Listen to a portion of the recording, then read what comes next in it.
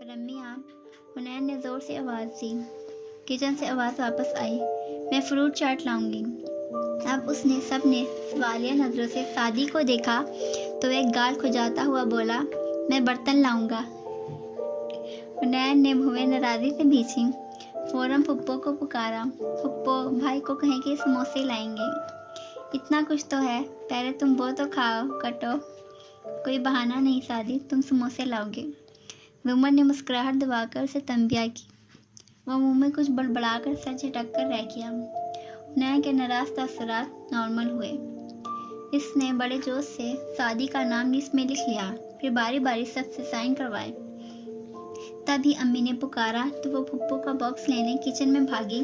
जुमर ने पानी मांगा तो सादी भी पीछे ही गया। जुमर ने पर्स से सन ग्लासेस निकाले और आहिस्ता से सोफे के नीचे कारपेट पर रख दिए। फिर सीधी होकर बैठ गई। निद्रत डिब्बा ले आई तो वो सब उसे छोड़ने दरवाजे तक आए। हुनैन फौरन वापस आकर लॉन्च की खिड़की का पर्दा हटाकर देखने लगी।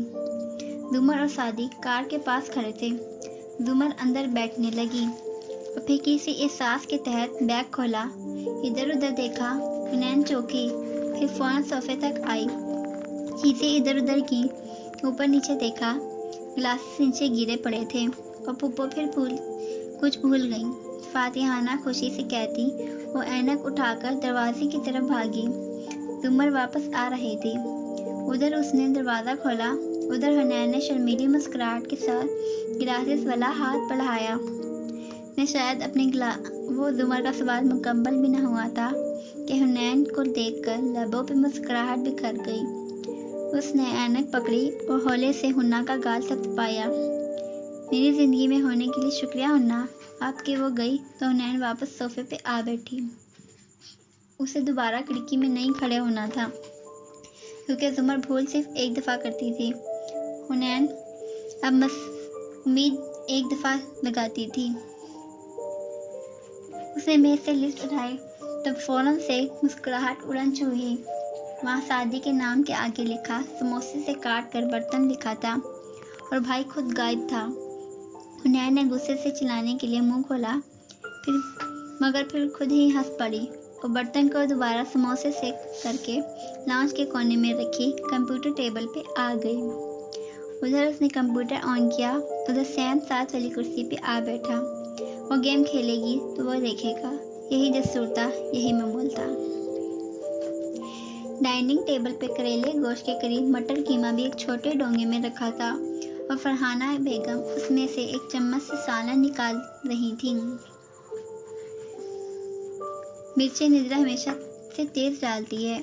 अब अगर तुम्हें देना ही था तो वो सालन देती जिसमें मसाला कम हो, मगर ना जी। सरबराही कुर्सी पे बराजमान बड़े अब्बा रोटी का निवाला तोड़ रहे थे और दाएं हाथ बैठी जुमर पानी का घूंट भर रही थी। दोनों ने नहीं सुना। असल में पता होता है ना उसको कि हम दोनों बूढ़ों ने भी खाना है और मिर्ची हमें कितना नुकसान करेंगी। अब की बार यूसुफ खान ने खफगी से उनको देखा। बूढ़ों की फहरिस्त आप खुद तक महदूद रखी है बेगम, मैं भी इसमें शामिल नहीं हुआ हूँ। जुमर ने मुस्कुराते हुए मुंह में मौजूद लुकमा चबाया, फिर उनको मुतवज्जा किया। पता है आजकल मेरी क्लास में कौन आ रहा है, कहकर उसने दूसरा लुकमा मुंह में रखा और लब बंद किए, मगर बहुत नफासत से उसे चबाती रही और वो दोनों उसको देखते रहे। जब निकल चुकी तो बोली, फारिस काजी, निद्रत भाभी का सतीला भाई जो इंटेलिजेंस में होता है। फरहाना हैरान हुई, फिर मशकूक, तुम्हारी क्लास में वो क्या कर रहा है? हाँ जुमर, उसने मुझे बताया था कि LLB कर रहा है, इससे उसको तरक्की के चांसेस ज़्यादा मिलेंगे। ये लड़के भी ना पढ़ाई से भागने के लिए फोर्सेस में जाते हैं और फिर वहाँ से पढ़ते भी हैं और भागते भी हैं। क्या निजरत ने जिक्र किया था पहले? उनको नज़रअंदाज किए फरहाना तेज़ी से बोली, क्या होता तो मैं तबादले के में उसकी मदद ही करवा देती। और सलाद की प्लेट उठाकर कांटे से कुछ खीरे अपनी प्लेट से मैं निकाल रही थी। अब तुम ज़्यादा अच्छी न बनना कि उसके सतीले भाई को फेवर देने लग जाओ। जुमर ने गिलास से घूंट बढ़ा, गीले लब नैपकिन से थपथपाए और सर उठाकर अम्मी को संजीदगी से देखा। अम्मी, एक चीज़ अभी से क्लियर कर लेते हैं, یونیورسٹی مجھے ایوننگ کلاسز لینے کا ایک معقول معاوضہ دیتی ہے اور اس معاوضے کو حلال کرنے کے لیے ضروری ہے کہ میں یونیورسٹی کے ساتھ کیے گئے اپنے معاہدے کو پورا کروں، جس کے تحت میں ہر اسٹوڈنٹ کی غیر مشروط مدد کرنے کی پابندی ہو، اور اس لیے میں ذاتی تعصب کی بنا پر نہ کسی کو نقصان پہنچا سکتی ہوں اور نہ ہی ذاتی تعلق کی بنا پر غیر ضروری فائدے دے سکتی ہوں۔ پھر چاہے بھابھی کا بھائی ہو یا سلیم دردی کا بیٹا، جو بھی میرے پاس مسئلے لے کر آئے گا مجھے اسے حل کرنا ہوگا۔ بہت نرمی اور آسان سے اس نے کہا، مگر عام حالات سے میں شگفتہ رہنے والی فرحانہ نیڈلر کے ذکر پہ خفا سی ہو کر برتن اٹھانے لگیں۔ ہاں میں تو کہہ کر پھنس جاتی ہوں۔ بس تو آپ اچھا کھانا بنا کر بھی جاتی ہیں، کیونکہ ہم ٹیچر شاید اگلے ماہ 1 ڈش رکھیں تو اس میں بھی مجھے ایسا ہی کریلے گوشت بنا کر دیجیے گا، کیونکہ ماں کے ہاتھ کے کریلے کبھی کڑوے نہیں ہوتے۔ ہاں تو برا کھانا بنایا ہے میں نے کبھی؟ آپ کی ناراضی مصنوعی تھی۔ ان کے جاتے ہی یوسف صاحب فوراً زمر کی طرف مڑے۔ فارس کا ہر طرح سے خیال رکھنا، کوئی بھی ضرورت ہو تو اس کی مدد ضرور کرنا، جیسا کہ میں نے ابھی کہا، بلا ضرورت کوئی فائدہ دوں گی نہ بے وجہ کوئی نقصان۔ وہ کندھا چکا کر ٹوتھ پک نکال رہی تھی۔ ویسے آپ کا ذکر کر رہا تھا وہ، سرسری سا کہا۔ بڑے ابا چوکے، کچن کو دیکھا، پھر اس کو۔ اچھے لوگوں کی اچھی عادتوں میں سے ایک دوسرے کو اچھے لفظوں میں یاد رکھنا بھی ہوتا ہے۔ آپ کا یہ کہنے کے لیے تمہید باندھ رہے ہیں کہ آپ نے کبھی اس کی کوئی مدد نہیں کی؟ تم سے کس نے کہا ہے؟ جب آخری دفعہ میں نے چیک کیا تھا تو میرے اوپر وہی تو اتری نہیں تھی۔ وہ بہت اطمینان سے نیپکن سے ہاتھ صاف کر رہی تھی۔ پھر کیا مدد کی تھی آپ نے ان کی؟ تم تلملا کر پھر سے کچن کو دیکھا۔ تم میرے گھر کا ماحول خراب کرنے پہ تلی ہو۔ اگر آپ کے منہ سے نکلنے والے اگلے الفاظ میرے سوال کے جواب کے علاوہ ہوئے تو میں یہی سوال تھوڑی دیر بعد گرما گرم چائے کے ساتھ دہرا دوں گی۔ اب وہ ہتھیلی پہ چہرہ ٹکائے مسکرا کر ان کو دیکھ رہی تھی۔ اتنا بھی نہیں کیا کچھ خاص جتنا وہ یاد رکھتا۔ وہ زیادہ پڑھ نہیں سکا تھا۔ ماں نے تھوڑا بہت روپیہ پیسہ چھوڑا۔ اس سے چھوٹی عمر میں کاروبار کرنے کی کوشش کی تھی اس نے، سب ڈوب گیا۔ اوپر سے قرضہ بھی چڑھ گیا۔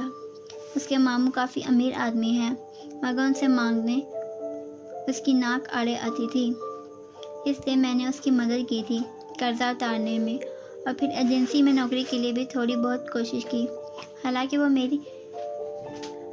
میرٹ پہ سلیکٹ ہو کر ہوا، مگر اس کو ابھی بھی میرے کھاتے میں ڈال دیتا ہے۔ اب تو سارا قرضہ لوٹا بھی چکا ہے، پھر بھی بولتا نہیں ہے۔ تو اچھی بات ہے نا، زندگی بن گئی اس کی، اس لیے یاد رکھتا ہے۔ وہ کونیا میز پہ ٹکائے اب پھر سے پانی پی رہی تھی۔ بڑے ابا نیپکن ہٹا کر اٹھے اور کونے میں لگے سنک کے اوپر کھڑے ہاتھ دھونے لگے۔